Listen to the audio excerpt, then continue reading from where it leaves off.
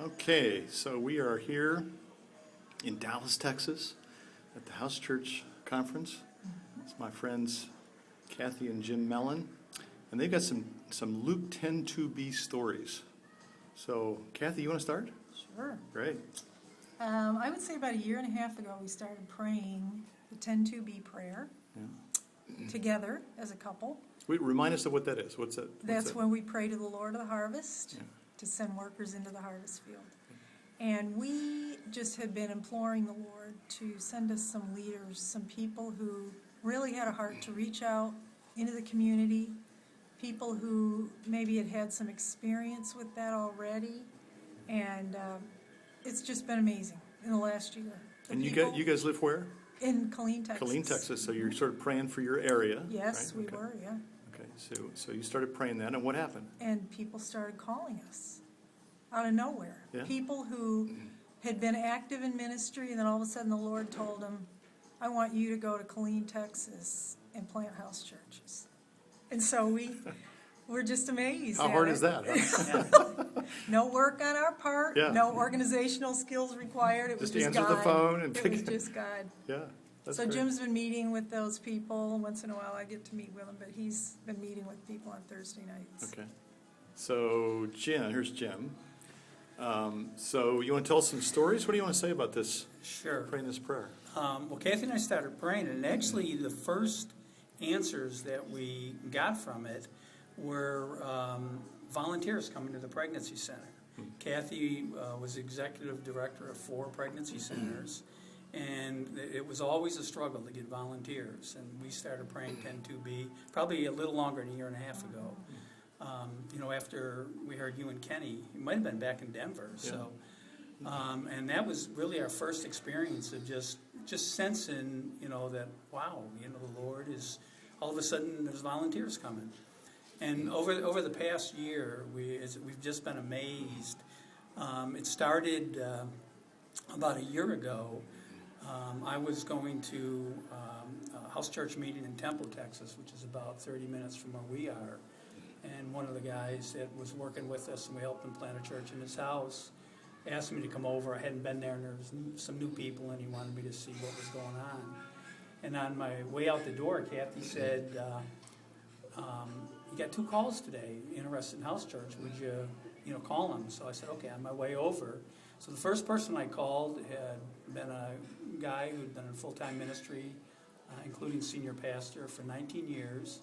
And he asked me if he found me online, and he said, I'd like more information about house churches. And he told me some of the stuff he was reading, and I said, where are you located? And he goes, Temple, Texas. And I go, I'm on my way to a house church in Temple, Texas. So we hooked up with Wade, and since then he's working full-time, and we've been working together for a year in bringing leaders together.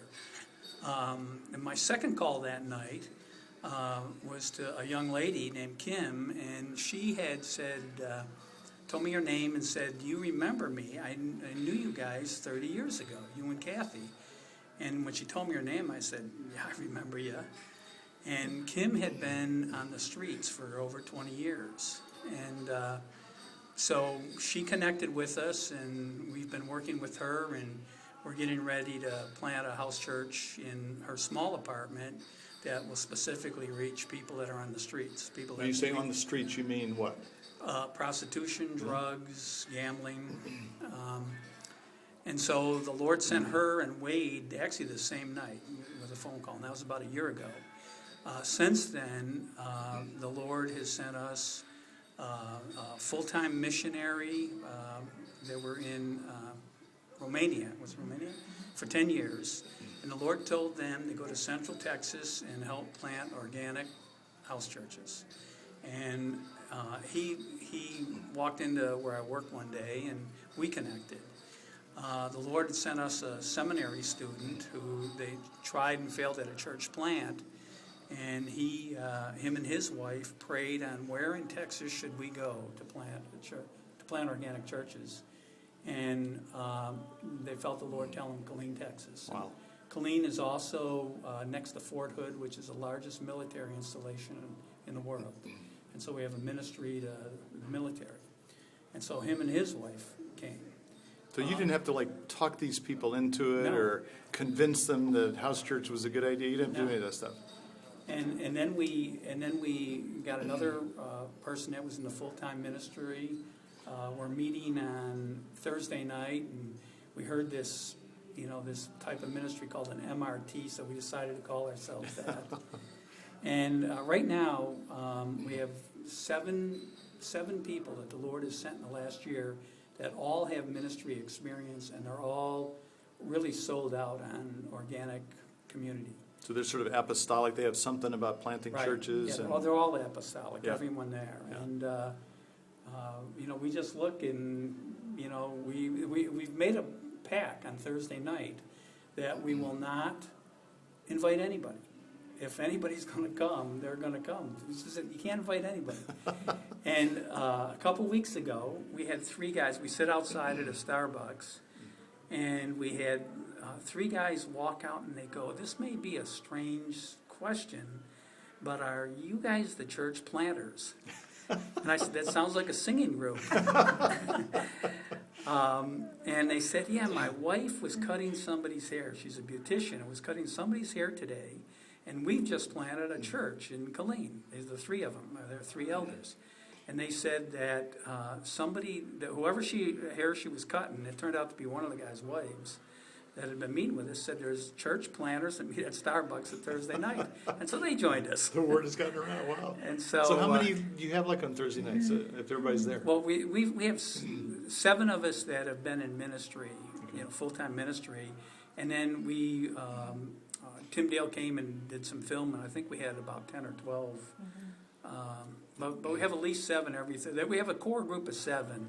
And then the Lord has just been sending other people that aren't necessarily plugged in with us, but they want to learn about what we're doing. Yeah. And probably like you said, like 11 churches, house churches that you've sort of planted or helped plant. Yeah, around Killeen? in our area, out of the Thursday night group, those guys have started, a few of those guys have started one on Saturday night recently, and then we're working with Kim to reach street people. Church on the street. Huh? Church on the street, that's Wow, right. that's great. Yeah. Fantastic, James. Luke thank you. 10:2b. There you go. Yeah. Oh, one other story. Yeah. I went to Chicago. We work in India also. And the fellow that I've worked with since 1985 passed away. And he was in the States. He's 80 years old, which is pretty old for an Indian. And the family asked me if I'd come and do the funeral. And we did a funeral in Chicago. Then they sent his body back to India and did a funeral there. So I went to Chicago. And we're having breakfast with some other ministry leaders, senior pastors from around the country that has worked with us in India. And at 10:02, this guy's clock went off. And he stopped our breakfast and he says, "Do you mind? We're praying this 10:2b prayer." This guy's from Canandaigua, New York. He pastors a church of about 500 people. His name's Chris Wood. And Chris and his wife Joan, but actually both their alarms on their phone went off. And so they explained to us what 10:2b was. And I said, "Where did you hear about it?" And they go, "Oh, some guy in our area told us about it. And everybody's praying Luke 10:2b." And then I've talked to... This is in New York? Well, it was in Chicago, but Chicago. the guy They're is in from New York. Canandaigua, New York. Okay. And then at the funeral, I talked to 2 other full-time pastors. One's from Indiana, and I can't remember where the other one is from. I think the Midwest or Northeast. And both of them were trying to convert me to be a 10:2b prayer. So, so it started as a virus with a couple people, and it is literally spreading like a virus. That's exciting. That's great. Yeah. Jim, thank you. Appreciate it so much. Yeah.